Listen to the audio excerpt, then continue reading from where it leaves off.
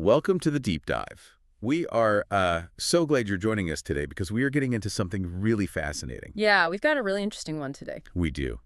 Today, our mission is to unpack a single, highly charged political essay. It was published on March 11, 2026. Right. And it's by an author named Eric Reinhardt. The title is The Double Standard of Political Moralism. Which is quite a title, honestly. It really is. Now, before we go any further, I need to lay down a quick ground rule, a crucial disclaimer for you listening. Yeah, this is important context for how we're going to approach this. Exactly, because this source deals with some deeply sensitive, heavily partisan topics. I mean, it takes aim at both the political left and the political right. Nobody is really spared in this essay. No, they aren't. Yeah. So we have to be abundantly clear here. We are not taking sides. Right, our impartiality rule is in full effect. 100%. We are not endorsing Reinhardt's viewpoints or, validating any specific political narratives he brings up. Our only job today is to act as your tour guides. We're just impartially reporting on the arguments he's making, conveying the ideas as they exist in the source text. Exactly. We're looking at the mechanics of his argument. Yeah. So the hook of this whole piece is basically about how political factions use moral mechanics. Like as tools. Right, as political tools. Mhm. And how the demand for evidence like hard proof often violently shifts depending on exactly who is being accused. Yeah, setting the stage here, Reinhardt is essentially trying to make sense of power, panic, and hypocrisy in modern America. Okay, let's unpack this. Because Reinhardt has this core formula that he says defines our current era of political tribalism. And it's a pretty ruthless formula. It is. He writes that the defining characteristic right now is, and I'm quoting here, wild certainty for enemies, infinite caution for allies. Wild certainty for enemies, infinite caution for allies. Right, so think about it like this. Imagine you're watching a sports game, right? Mm-hmm. And the referee is just completely, undeniably biased. Oh, we've all seen those games. Right, so when the opposing team scores or, makes a play, this ref stops the game. He demands instant replay. He's checking every single angle. Exactly. He uses microscopic scrutiny to find any possible reason to penalize them. That's the infinite caution. But then when his own team commits a massive foul. Oh, he just turns a blind eye. He relies on, good vibes, no flag, no replay, just waves them on. What's fascinating here is how Reinhardt frames that exact double standard. Yeah. Because he isn't just pointing out standard everyday hypocrisy. We all know politicians are hypocritical. Sure, that's nothing new. Right. But Reinhardt is describing a deliberate weaponization of the burden of proof. It's not just an accident, it's a strategy. It's an active weapon. But to understand why the author is so frustrated with this current demand for caution, we really have to look at what he claims happened in the past. Yeah, the historical baseline he sets up is crucial here. Right, because he points to some very specific ghosts of fantasies past, as he calls them. He brings up the political right and specifically lists out movements like Pizzagate and QAnon. These massive, sprawling narratives. Exactly. Narratives full of secret symbols and hidden rings of power. And he asserts that these were literal fantasies. Where basically just anonymous posts on message boards were totally enough to ruin people. Yes. Rumors were all it took to burn down a reputation. There was zero demand for evidence then. And we have to emphasize why the author argues this actually matters. Because it wasn't just online chatter, It had real consequences. Terrifying consequences. He highlights this specific detail about the Pizzagate lie. It became so dangerous that an armed man actually showed up at Comet Ping Pong. A family pizzeria in D.C. Right. He showed up with a weapon to investigate a total fiction. And Reinhardt uses this as a stark warning. This is what happens when, as he puts it, paranoia is sold as righteousness. Paranoia is sold as righteousness. Man, that's heavy. It is.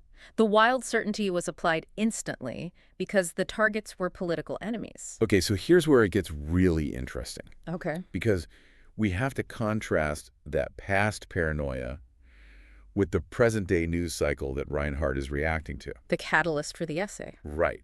So according to the text, there was this Reuters report in March 2026.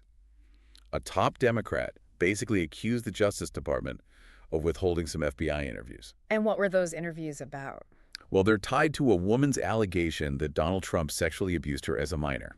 Wow. Okay, Right. and this is all reportedly contained within material connected to the Epstein files. That is a massive allegation. It is huge. Yeah. But, and we have to be absolutely crystal clear here, sticking strictly to the text, there is a crucial caveat in the second half of that Reuters report. Right, the legal reality of the situation. Exactly. Yeah. Law enforcement has not accused Trump of criminal wrongdoing in connection with Epstein. That's a vital distinction. It is. But Reinhart's focus isn't really on the legal case itself. It's on the reaction to it. Yeah, the political whiplash. Because Reinhart observes that suddenly the exact same people who previously needed literally zero evidence for Pizzagate. Right, the ones who are ready to go to war over an internet rumor. Right. Suddenly, those people are demanding absolute precision. They want rigorous standards. They are preaching restraint. It's a total 180. It is. And Yeah. Reinhart has this striking phrase to describe it. He says, then the mob becomes procedural. The mob becomes procedural. That is, that's almost an oxymoron, right? It really is. You don't usually think of a mob caring about procedure. Right, you think of pitchforks, not like legal briefs. But they use the procedure as a shield. They demand an impossibly high standard of proof, but only because the heat is on their ally. So what does this all mean? Like, I have to play devil's advocate for a second here. Go for it. Is Reinhardt saying that asking for evidence is a bad thing now? Should we want people to be careful before jumping to conclusions? No, and that's a really important question. Reinhart explicitly agrees that we should be disciplined. Okay. Yeah, he says we absolutely need to wait for proof. We should never invent facts.